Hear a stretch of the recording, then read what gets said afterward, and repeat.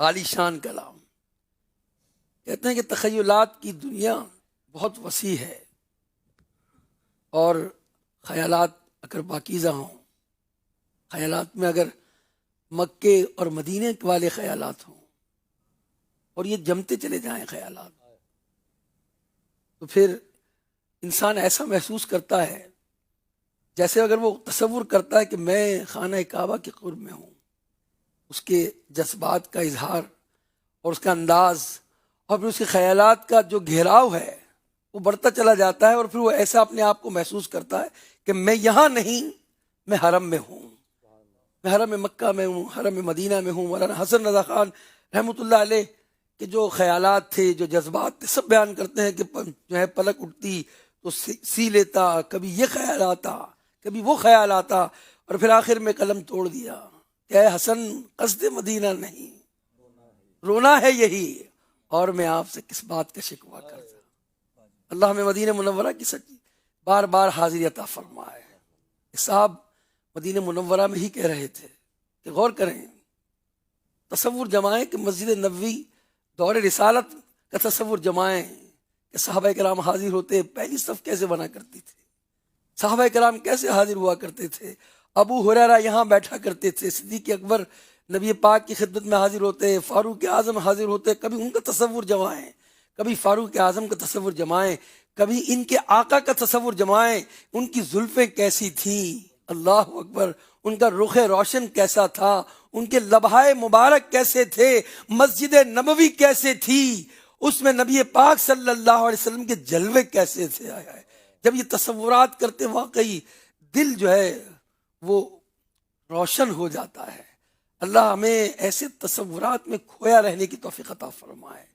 واقعی اگر ٹینشن دور کرنا ہے، اگر ٹینشن کو ریلیف دینا ہے کہ ٹینشن دور ہو جائے اور بہت ساری گولیوں سے نجات چاہتے ہیں، تو تصور مدینہ کریں.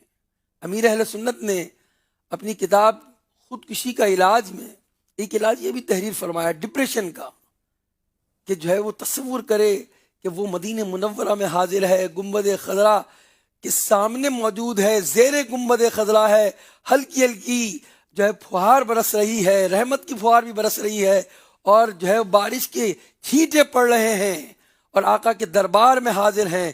یہ تصور جمائیں گے انشاءاللہ الرحمن، ٹینشن دور ہو جائے گا، ڈپریشن دور ہو جائے گا. جب آقا کا تصور آئے گا، ابھی شعر پڑھ رہے تھے ہمارے احمد رضا کہ سرسر دشت مدینہ کا جو آیا خیال، اس طرح کا ایک شعر تھا. سرسر کہتے ہیں کہ جو ہے وہ ہوا کو کہتے ہیں، کہ دشت مدینہ کی جب ہوا آ گئی اور اس کا میں نے تصور کیا یا وہ مجھ پر آ کر چھو گئی، تو میں اپنے بخت کی، اپنے بدقسمتی کا رونا کیوں روتا. اللہ اکبر. تو مختلف اشعار مولانا حسن رضا خان رحمۃ اللہ تعالیٰ نے کبھی دشت مدینہ کا ذکر کیا ہے، کبھی ہوائے مدینہ کا ذکر کیا ہے، کبھی کہتے ہیں مدینے کی ہوا دل میرا افسردہ ہے، سوکھی کلیوں کو کھلا جاتا ہے جھونکا تیرا. اٹھ کے جاؤں کہاں مدینے سے، اٹھ کے جاؤں کہاں مدینے سے، اٹھ کے جاؤں کہاں مدینے سے، کوئی دوسرا مدینہ ہے،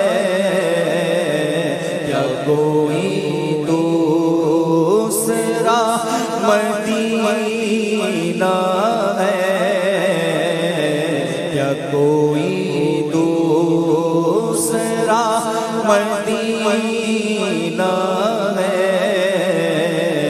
کیا بتاؤں، کیا بتاؤں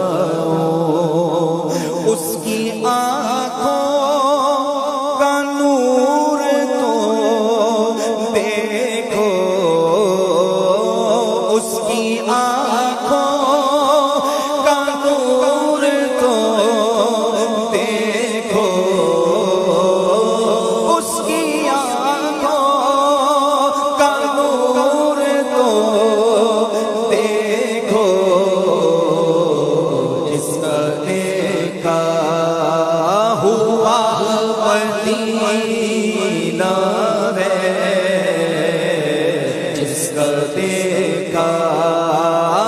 ہوا مدینہ ہے،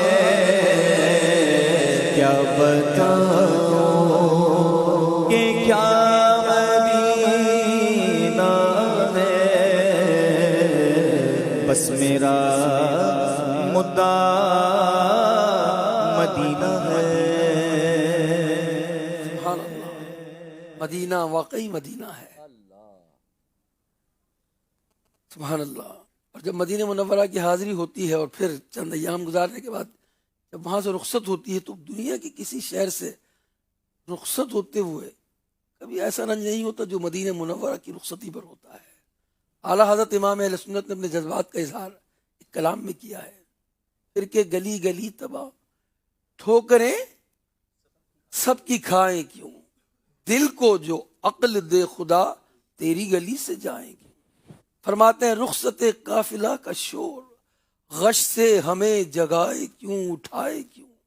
تصور جمائے کہ گویا قافلہ جو ہے وہ رخصت پر ہے اور ایک شور ہے کہ چلو بھائی اب وطن جا رہے ہیں، مگر جو دیوانہ مدینہ ہے، جو عاشق مدینہ ہے، وہ آقا کے جلوے میں کھویا ہوا ہے، سویا ہوا ہے۔